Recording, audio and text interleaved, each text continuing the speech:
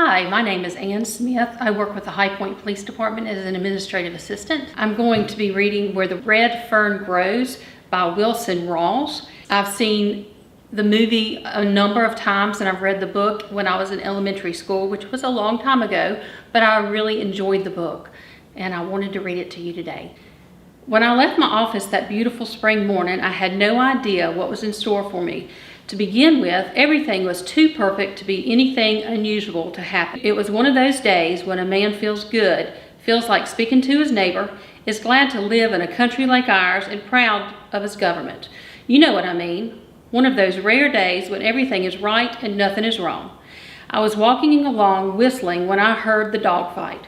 At first, I paid no attention to it. After all, it wasn't anything to get excited about, just another dog fight in a residential section.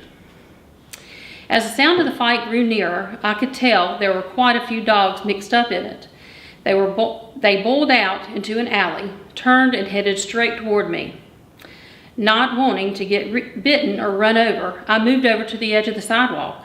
I could see that all the dogs were fighting one. About 25 feet from me, they caught him and he went down. I felt sorry for the unfortunate one. I knew if something wasn't done quickly, the sanitation department would have to come pick up a dead dog.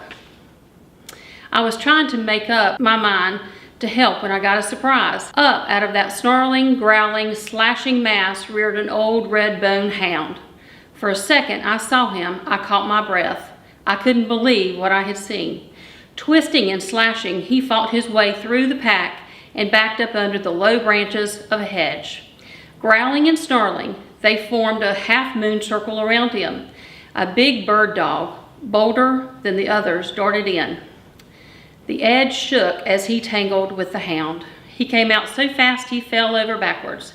I saw that his right ear was split wide open. It was too much for him. He took off down the street, squalling like a scalded cat. The big ugly cur tried his luck. He didn't get off so easy. He came up with his left shoulder laid open to the bone. He sat down on his rear and let the world know that he had been hurt. By the time my fighting blood was boiling, it wasn't hard for a man to stand and watch an old hound fight against such odds, especially if that man had memories in his heart like I had in mine. I had seen the time when an old hound like that had given his life so that I might live. Taking off my coat, I waded in. My yelling and scolding didn't have much effect, but the swinging coat did.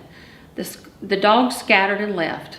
Down on my knees, I peered back under the hedge. The hound was still mad. He growled at me and showed his teeth. It wasn't his nature to fight a man.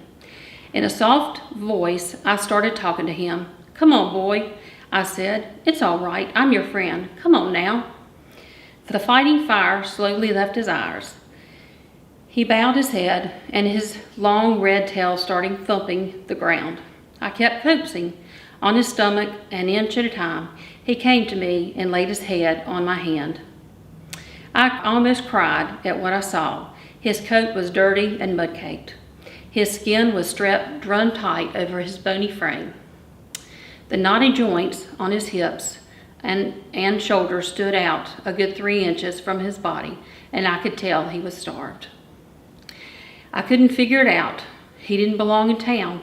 He was far out of place with the boxers, poodles, bird dogs, and other breeds of town dogs. He belonged in the country. He was a hunting dog. I raised one of his paws. There I read the story. The pads were worn down slick as the rind on an apple. I knew he had come a long way, and no doubt he had a long way to go. Around his neck was a crude collar. On closer inspection, I saw it had been from a piece of check-lined leather. 2 holes had been punched in each end, and the ends were laced together with baling wire. As I turned the collar with my finger, I saw something else. There, scratched deep in tough leather, was the name Buddy. I guessed that the crude, scribbly letters had probably been written by a little boy. It's strange indeed how many memories can lie dormant in a man's mind for so many years. Yet those memories can be awakened and brought forth fresh and new just by something you've seen or something you've heard or the slight and an old familiar face. What I saw in the warm gray eyes of a friendly old hound brought back wonderful memories. To show my gratitude, I took hold of his collar and said, "Come on, boy, let's go home and get something to eat." He seemed to understand what I had found in a friend, and he came willingly. I gave him a bath and rubbed all the soreness from his muscles. He drank quarts of warm milk and ate all the meat I had in the house. I hurried down to the store and bought more. He ate until he was satisfied. He slept all that night and most of the next day. Late in the afternoon, he grew restless, and I told him I understood. As soon as it was dark, he could be on his way. I figured he had a much better chance if he left town at night. That evening, a little after sundown, I opened the back gate. He walked out, stopped, turned around, and looked at me. He thanked me by wagging his tail. With tears in my eyes, I said, "You're more than welcome, old fellow. In fact, you could have stayed here as long as you wanted to." He whined and licked my hand. I was wondering which way he would go. With one final whimper, he turned and headed east. I couldn't help smiling as I watched him trot down the alley. I noticed the way his hindquarters shifted over to the right, never in line in the front, yet always in perfect rhythm. His long ears flopped up and down, keeping with jogging motion of his body. Yes, they were all there, the unmistakable marks of a hunting hound. Here in the alley, empty to the street, he stopped and looked back. I waved my hand. As I watched him disappear in the twilight shadows, I whispered these words, "Goodbye, old fellow. Good luck and good hunting." I didn't have to let him go. I could have kept him in my backyard, but to pin up a dog like that is a sin. It would have broken his heart. The will to live would have slowly left his body. I had no idea where he had come from or where he was going. Perhaps it wasn't too far, or maybe it was a long, long way. I tried to make myself believe that his home was in the Ozark Mountains, somewhere in Missouri or Oklahoma.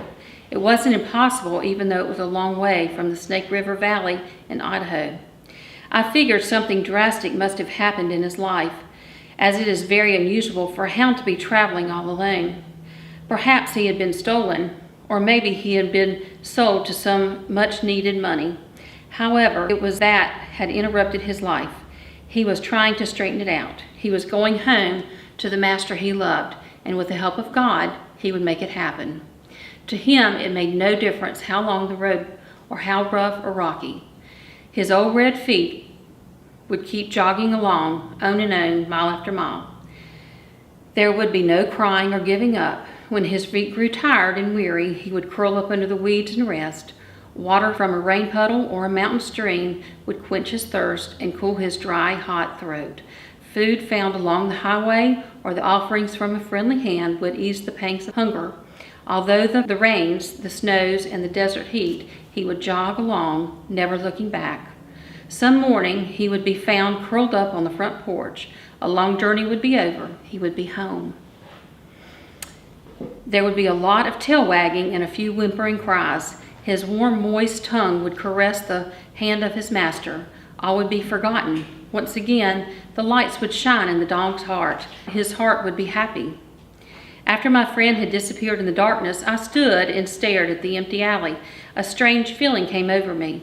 At first I thought I was lonely or sad, but I realized that wasn't it at all. I was feeling a wonderful one.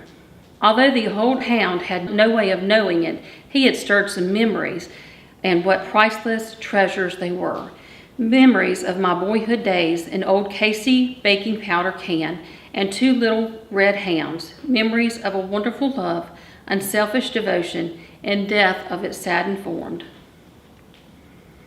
As I turned to enter my yard, I started to lock the gate, and then I thought, no, I'll leave it open. He may come back. I was about halfway to the house when a cool breeze drifted from the rugged Tetons. I had a bite in it, and goose pimples jumped out of my skin. I stopped at the woodshed and picked up several sticks of wood. I didn't turn on any lights in entering the house. The dark, quiet atmosphere was a perfect setting for the mood I was in. I built a fire in the fireplace and pulled up my favorite rocker. I sat there in the silence. The fire grew larger. It crackled and popped. Firelight shadows began to shimmer and dance around the room. The warm, comfortable heat felt good. 2 beautiful cups gleamed from the mantel. I held the match up so I could get a better look. There they were, sitting side by side, one large with long, upright handles that stood out like wings of a mourning dove. A highly polished surface gleamed and glistened with a golden sheen. The other was smaller and made of silver. It was neat and trim and sparkled with a white star in the heavens. I got up and took them down. There was a story in those cups, a story that went back more than half a century. As I caressed the smooth surfaces, my mind drifted back through the years, back to my boyhood days. How wonderful the memories were. Piece by piece, the story unfolded. Thank you. I hope you'll read Where the Red Fern Grows. This is Ann Smith with the High Point Police Department, and if you'd like to read this wonderful book, just come to the High Point Library.